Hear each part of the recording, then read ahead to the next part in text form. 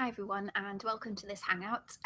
In this video I'm just going to take you through EdPuzzle, which is a fab video tool for basically just making learners' experience of videos a little bit more interactive. So you can set the videos obviously in class, but what it works really well for is the blended learning classroom, where you're asking them to use videos outside of class, either for flipped learning or review of lesson, or perhaps any assessments. So I'm just going to take you through the various aspects, just how to set up a video and how to do all of that. So once you've logged in, you'll see that you're presented with this screen.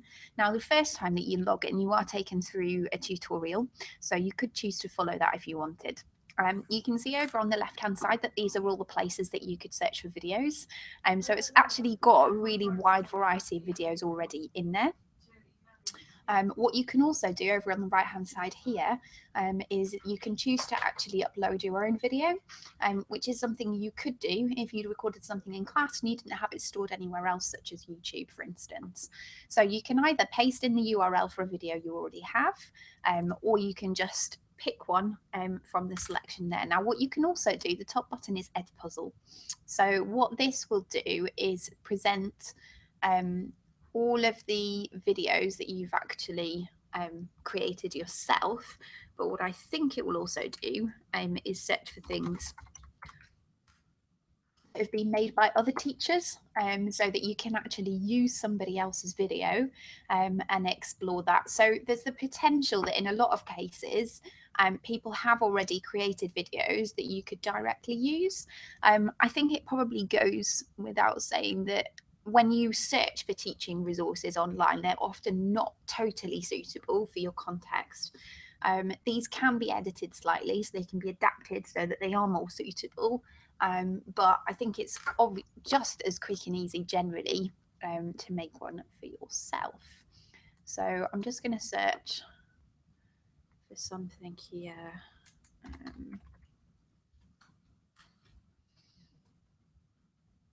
I'm going to use this just as an example. So as soon as you've clicked on use it on that front screen, you can see that the video appears in this screen here. Now you can play it at the bottom so that that comes straight through, and you can start to play through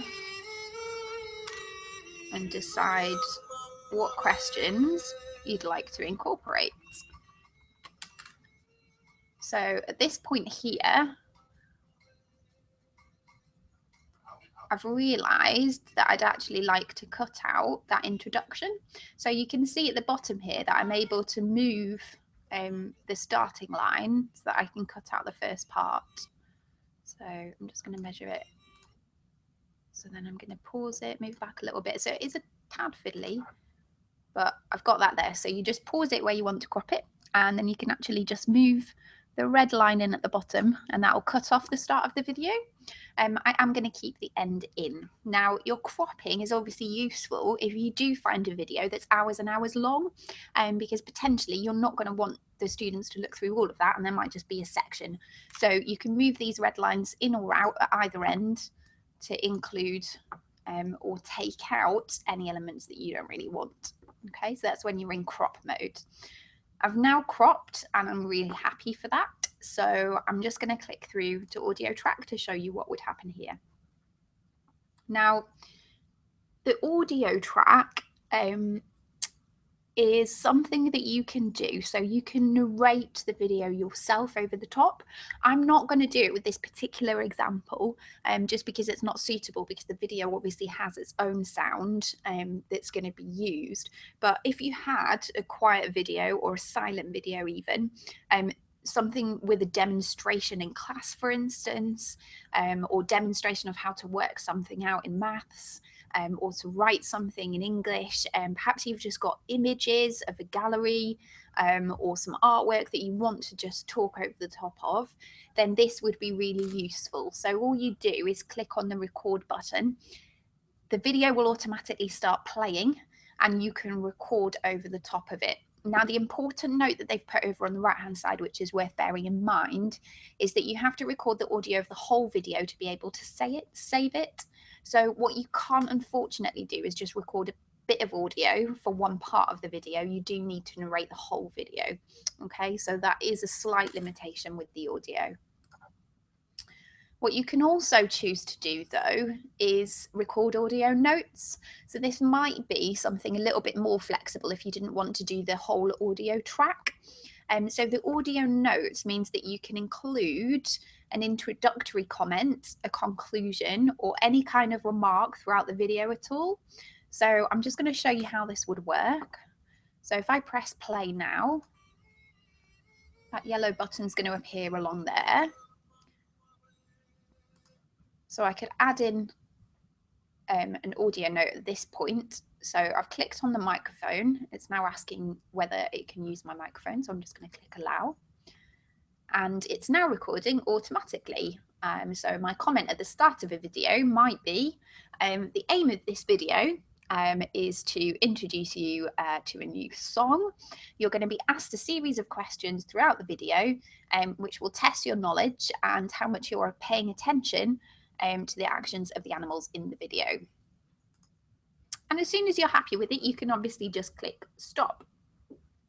What you can then do is, if you've got multiple notes in there and you actually decide, I'm going to start those again, or actually they're not really what I wanted them to be, then you can click to remove all notes. What you can also do is choose just to remove the last note you recorded and record that one again. So anything that you're not happy with, you can obviously just test. Now, if I rewind this and press play again,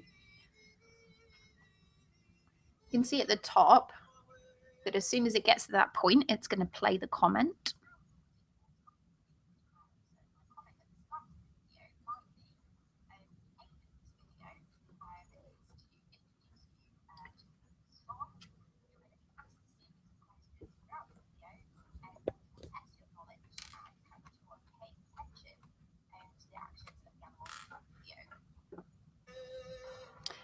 And then it will start playing again. What I can then do is choose to put in another comment if I wanted, which I'm just going to include there just as an example, and then click stop.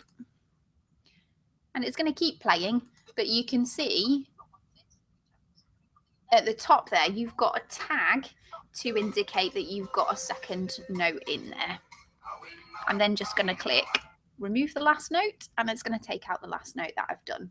So you can see that that's quite easy in just clicking on the yellow button and leaving the note, pressing stop, and then the video will continue for you to add in more notes. Okay, now really where EdPuzzle gets important and exciting is in the quizzes.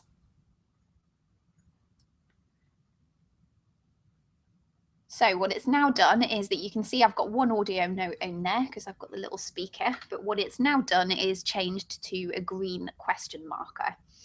Okay, so I'm just going to take you through and show you the different question types and how to include them. So if you press play now,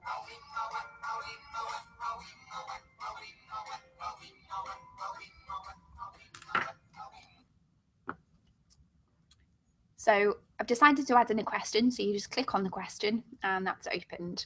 Now you can see along the top that you've got 3 different options for questions here. It's launched with an open-ended question. So that's something that you can obviously just ask if you're wanting more of a paragraph answer, or you're wanting a sentence, or you're wanting them to be creative with a word.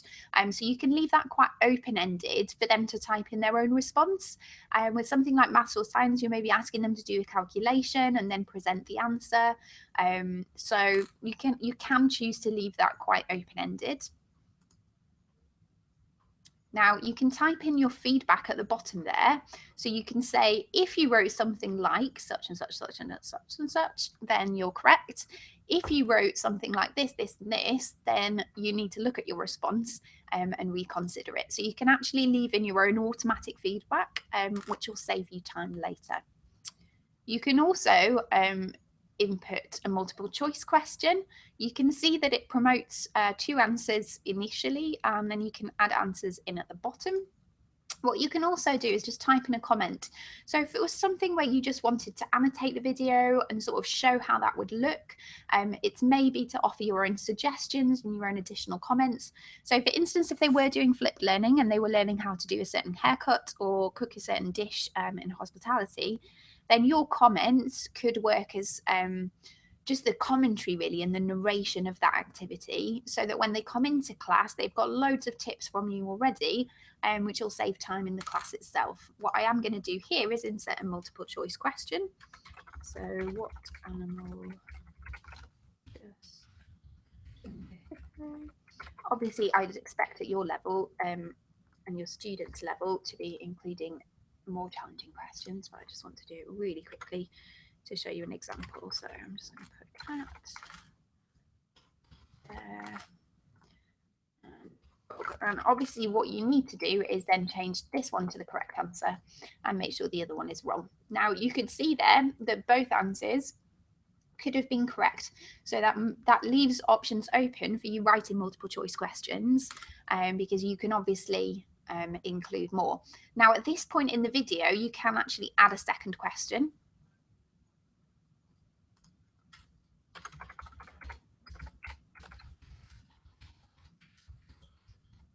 I'm just going to ask, what do you think of this dancing? An initial question. So you've got 2 questions to answer at that point, and then I'm going to click continue, and the video is going to carry on. As soon as I want to input another question, then I can click.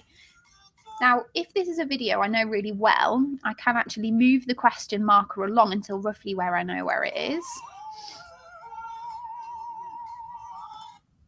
And then obviously insert another question there. So I'm just going to ask,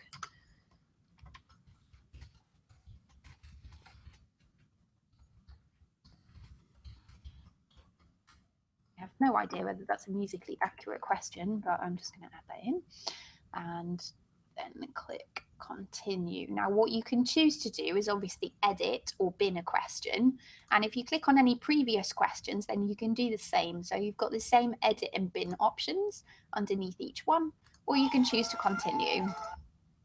Okay, so I've just decided that I've probably shown you enough of the questions, so I'm going to move on, and what I'm going to do is click finish because I'm totally happy with it. Now you could click save, in which case it will be saved as a project in your videos and you can come back to work on it later. For now I'm just going to click finish.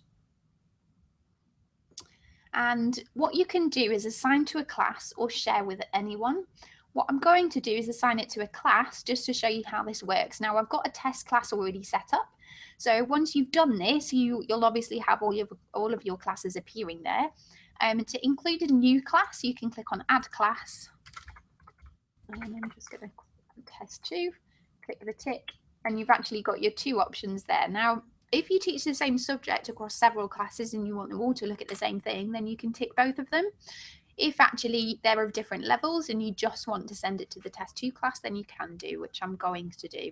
Now, the 2 superpowers that you're offered underneath are to prevent skipping. I really think this one is a valuable one because otherwise your students kind of have the option that they have with any other video content you would give them, in that they can skip through it at their own pace and ignore the questions if they want, and kind of skip bits of the video and jump straight to the questions. And really, if it's going to be a valuable learning experience, you probably want them to absorb the video. So I would usually keep that one ticked. Now, what you can do is set a due date. So if this was a piece of flipped learning or perhaps some homework after a lesson that you wanted to be submitted by a certain date, then you can add a due date in there, which I'm going to do, and I'm just going to set that it needs to be done by Friday. So I'm going to click send. So actually, if you had students already enrolled in that class, it's going to have automatically appeared in their list of videos that need to be completed. Now, to invite your students, it's really, really easy. So they can enter this code once they've created their account. So they need to create an account, create a username and password as a student, and they can enter that code in order to access this particular classroom. What they can also do is visit that particular link there. And what it does is it provides 3 different options for you sending this out to students. So if you knew you weren't going to be seeing students for a week, but you wanted them to get set up on this, in advance of a lesson, then you could email it to them, tweet them, or share it via Classroom, which is obviously really useful. I think the only slightly confusing thing with Classroom is that they've got one code for the classroom and then they've got another code for this. So potentially at the start of the year, that might be quite confusing. I would potentially wait until later on in the year to share that kind of thing on Classroom. But you can obviously just copy the link and share it anywhere else as well. So if you've got a VLE, perhaps a Google Plus community, a Facebook group, and anywhere else that you'd really like to share it with the students, then you'll be able to do that there. Okay, so that's how you invite the students. Now, what you can see on here, faded out, is that I've got a 0% completed because nobody's done that yet, and I've got a no progress button. Now, what that will start to do is as students start to populate it, they'll be able to click on there and have a look at the progress. So I'll be able to see which students have completed it because they'll have had usernames inputted when they've joined the class. And I'll be able to see their scores. What I can then do is go in to provide feedback so that I can say how well they've done, whether or not they've completed something, whether or not they still need to work on something, and I can obviously access that. Now, what I can do here is click on Watch as a Student. So I'm just going to do that to show you what it appears like as a student. The students can download an app for this, so it's a little bit more accessible on their phones or other devices.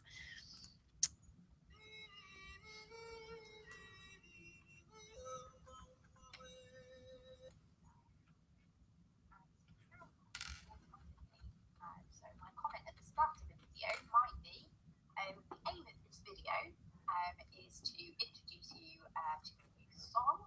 You're going to be asked a series of questions throughout the video, which will test your knowledge and how much you are paying attention to the actions of the animals in the video.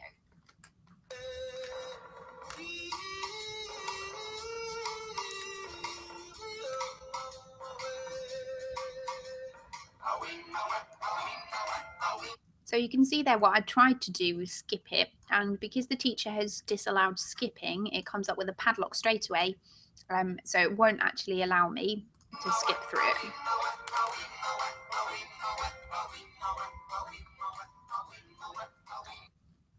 So you can see as soon as a question pops up, the questions pop up over on the right hand side. So I'm just going to get that one wrong.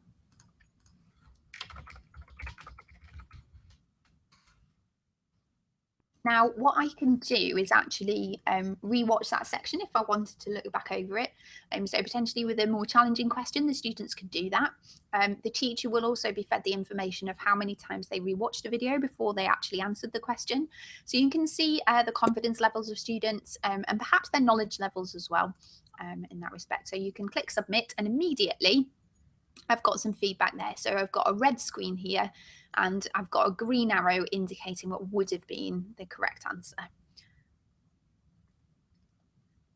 Okay, so I'm just going to take you back in just so that you can see that. So with that video, you can choose to share it directly. So you can just share that particular assignment with any students that you wanted, get them to log in and access the classrooms. That's another really good way of sharing those. Now, this is my classes, so I can see underneath each class who's got assignments due and when they're due. So I can see with each class there that I've got one video still live at the moment. Now, if I click on my content at the top of the screen, I'm able to see each of the videos. I can go in to make some changes and edits. So I can see that I've cropped, included sound and questions in this one. I can tick it in order to assign or share it or move it to a different folder. So I could start to collate my content in different areas. Obviously, as I create more and more content, it might be useful to maybe divide it up into units or subjects so that next year when I come to use these things again, they're all a little bit more organised. Okay, what I'm just going to see if I can do is log into an old account I had. To see if I can just show you what the teacher's data looks like.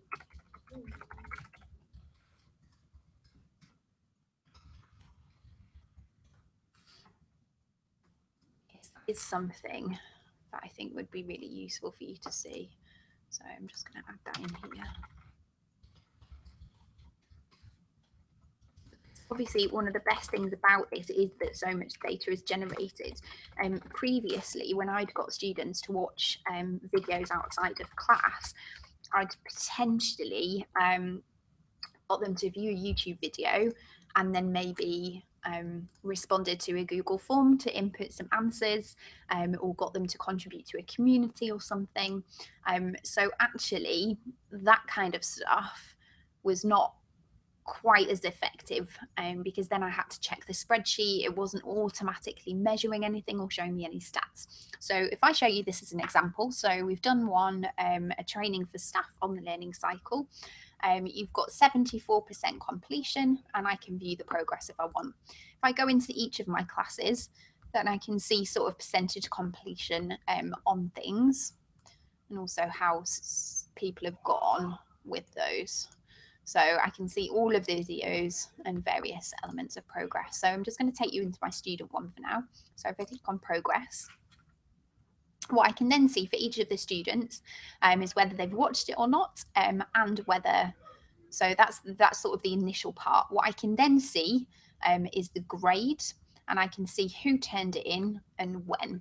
So you can see here that some students last saw it on a particular date, but they never turned it in, which indicates that they didn't actually complete the video.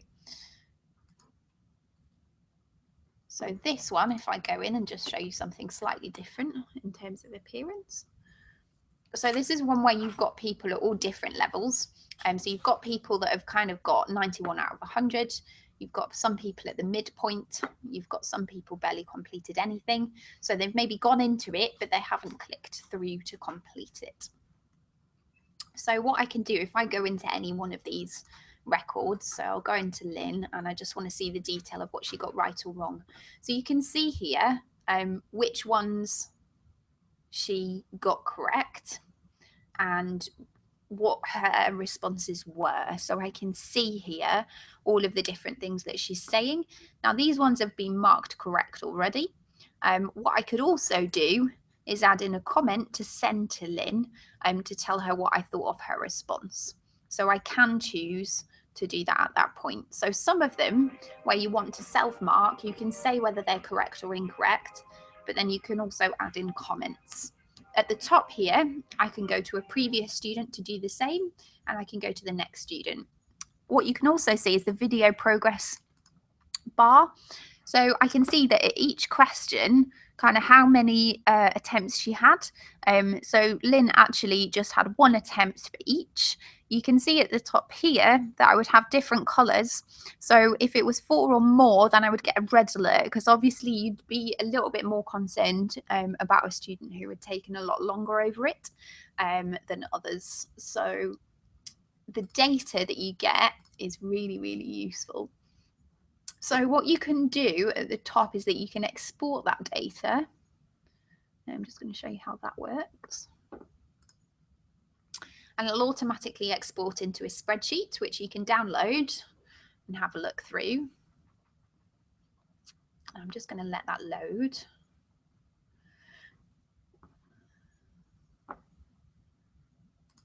So I'll just expand those columns and then you can see those. So I can just see the students. It doesn't sort of come out in a particularly appealing way, but I can obviously see the students. I can see the percentage of the video that they watched. I can see how many questions they got right, the grade out of 100, and I can indicate when it was last seen and when it was last turned in. For some reason, a date on there is 2002, which seems a little inaccurate. So I can choose to save that spreadsheet in order to look at it later. Okay, so really that's EdPuzzle. You can search for your content here. Obviously over on the left are all the videos that you can pull from, or you can choose to upload your own. You can click on your own content to see all of the videos that you've created in one place. You can obviously move those into folders so that you can categorize units should you wish to. And under My Classes, you can see all of your student classes. You can invite more students by sending them the code, or you can share the link directly and they can access it that way. So I've been experimenting with EdPuzzle. I've found some things work great. Other things, they are a little bit fiddly. So I find inputting the questions quite tricky, especially on my iPad app, which is sometimes the most convenient place for me to do the work. I think I've heard that Educanon is a really great app. And that's one that I'd be potentially willing to explore to see how that one's coming along. So it's a very similar app that does a very similar thing also, I've heard. Okay, so enjoy EdPuzzle, and I hope that tutorial has taken you through everything you need to know.